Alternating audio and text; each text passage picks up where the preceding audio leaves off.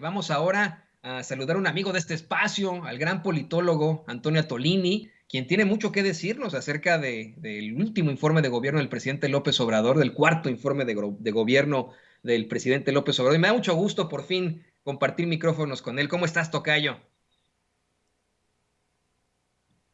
¿Qué tal? ¿Cómo estás? Te saludo con mucho gusto. ¿Me escuchan bien, fuerte y claro? ¿Cómo te va, tocayo? ¿Qué hay?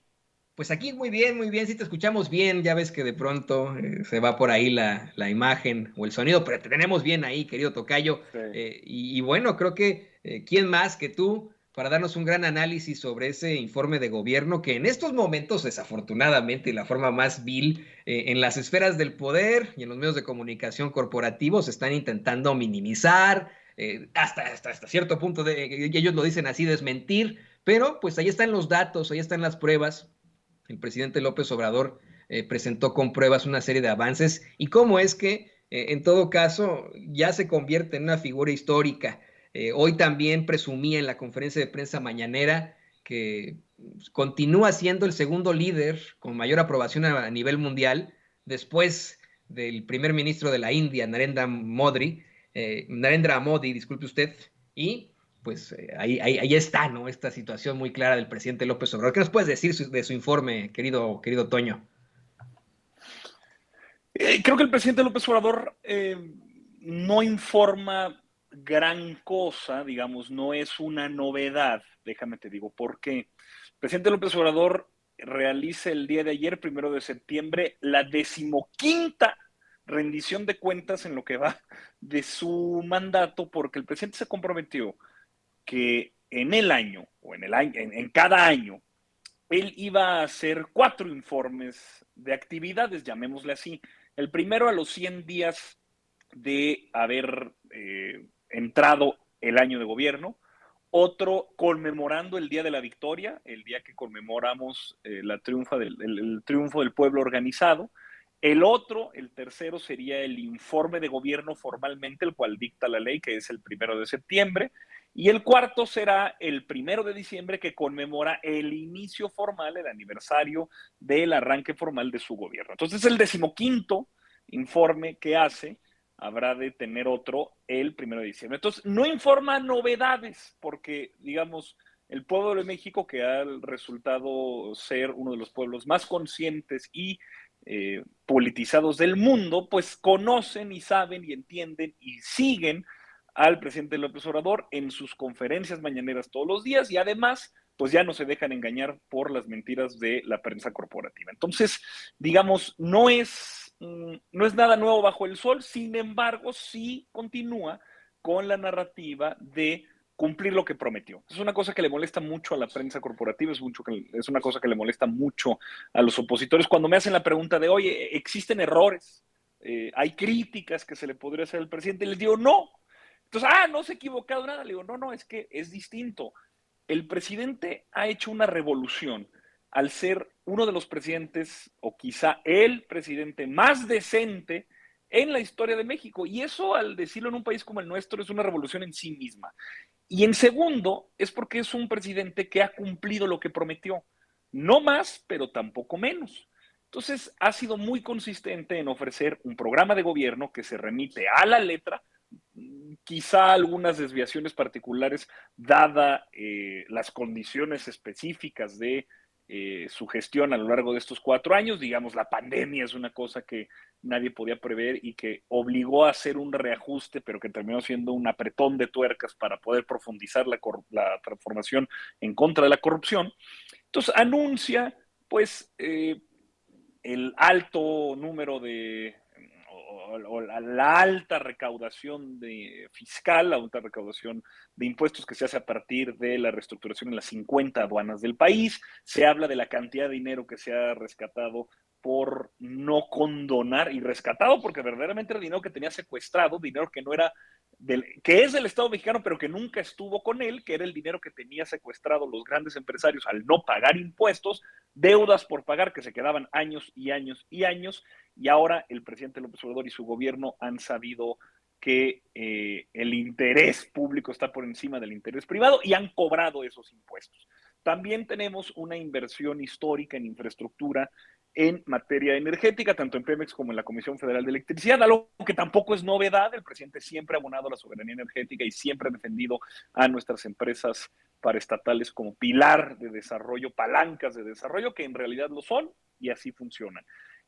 También habla, y habla con mucha satisfacción y satisfecho, contento, hasta podría ser alegre, sobre los avances del Tren Maya, el cual reitera que habrá de estrenarse al menos su primera parte para finales de 2023. Entonces será un sexenio en el que logremos consolidar no solamente las bases morales y republicanas de la virtud que entendemos nosotros los obradoristas, que es solamente cuando el poder se pone al servicio de los demás, sino que también habrá las grandes obras, el Tren Maya, Dos Bocas, el Aeropuerto Internacional Felipe Ángeles, el Tren Interoceánico del Istmo de Tehuantepec, así como muchas otras que se mantendrán como la base sólida que le dará la Cuarta Transformación al menos 30 años más. No, y en efecto, ¿no? Eso es lo que con lo que te quería preguntar, lo siguiente, en efecto, ¿no? Estamos viendo una serie de planteamientos por parte del presidente López Obrador, hizo 100 compromisos de campaña, hay un par que aún no ha podido cumplir, que él mismo asume, asegura que no ha podido cumplir. La realidad es que un sexenio es muy poco para una transformación absoluta, eso es conocido por muchos, específicamente en el ramo de la seguridad. Al hablar ahora de estos triunfos y de cómo tú dices, querido tocayo, que el presidente López Obrador ha cumplido, no como los otros expresidentes, ¿qué le faltaría en todo caso a este gobierno para consolidar esos 100 compromisos?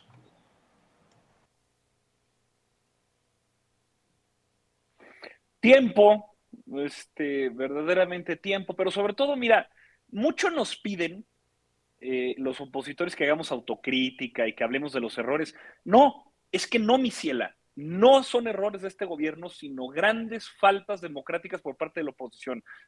Miren, hay que abogar, y te invito a que promovamos mucho esta discusión, hay que abogar porque en este país la derecha y los conservadores, que quizá tengan ideas distintas a las nuestras y habrán de defender con uñas y dientes que las cosas no cambien.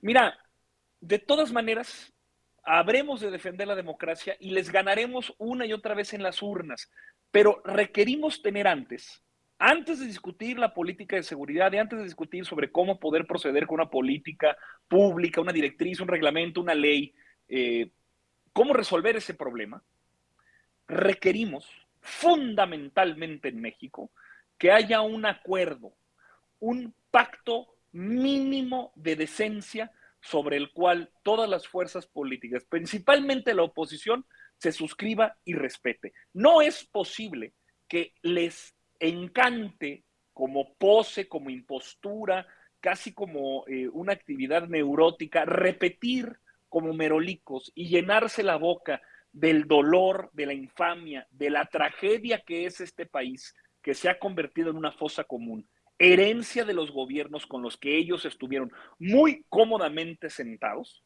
No es posible que se siga utilizando a los desaparecidos, a los muertos por la violencia homicida, a los secuestros, a la delincuencia organizada, como una moneda de cambio y un artilugio que se utiliza en mesas de discusión. Tengamos un pacto mínimo de decencia. Dejemos de repetir una y otra vez, en memoria y en respeto a ella, de las personas que han perdido la vida en este país por la barbarie en la que nos han convertido los partidos de oposición, tengamos respeto, un pacto mínimo de decencia. Si no podemos tener eso con las fuerzas políticas opositoras, no vamos a poder construir país alguno en el que seamos cohabitables, que podamos coexistir. Miren, no pasa nada, no pasa nada si existen ideas distintas sobre cómo impulsar el desarrollo. No pasa nada si existen ideas distintas sobre cómo podemos generar más y mejores empleos.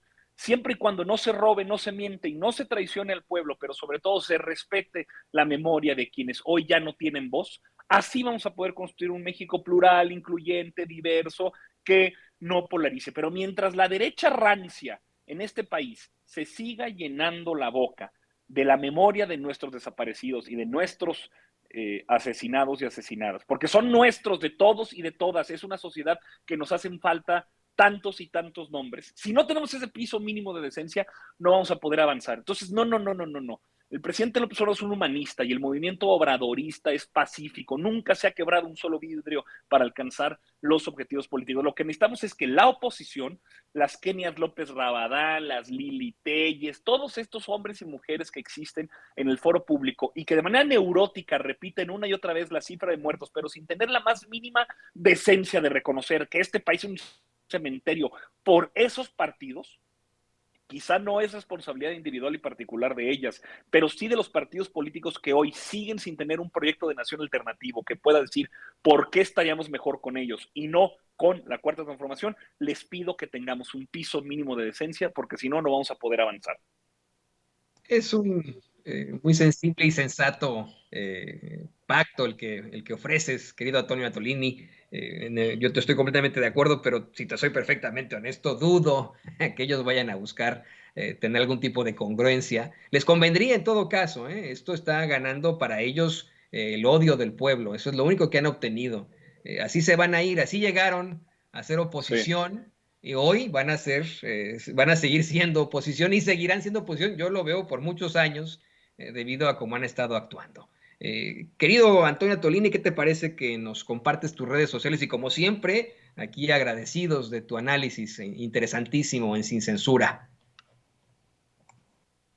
Claro que sí, soy Antonio Atolini Murra, que se escribe como Atole, pero con doble T en todas las redes sociales. Seguramente por aquí nos van a poner el mensajito, Atolini como Atole, pero con doble T, en Twitter, en Facebook, en YouTube, en Instagram y hasta también en TikTok, para que nos puedan buscar y se enteren. Estamos desde Torreón, Coahuila, luchando para sacar adelante el proyecto de transformación. Me encuentro ahora unos días en la Ciudad de México, por eso ando con sudadera, porque aquí hace un poquito más de frío, pero miren, siempre con el Santos en el corazón. Así que me despido, no sin antes decirle a la audiencia de México y del mundo que este es uno de los mejores espacios de comunicación y agradecerles su preferencia. Muchas gracias, Tocayo. Acá en Kansas City, Missouri, hace mucho calor, en efecto, y aunque esté en el sótano, estamos con un calor impresionante, pero bueno, pues ahí te mandamos todo el saludo y muchas gracias por considerarnos así. Esto siempre nos sube el ánimo y nos permite seguir buscando esa verdad con justicia, exigiendo siempre el espíritu crítico. Ahí lo tiene usted al querido amigo politólogo Antonio Tolini, aquí en Sin Censura. Y mire,